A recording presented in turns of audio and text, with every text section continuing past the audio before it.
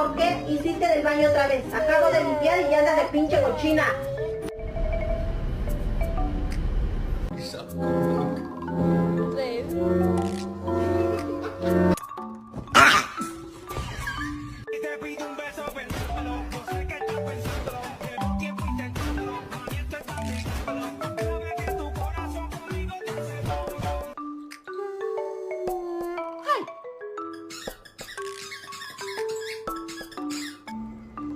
Reggie, don't eat him.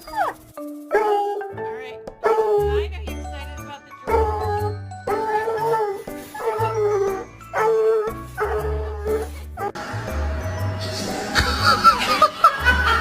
No, Munchie! Munchie!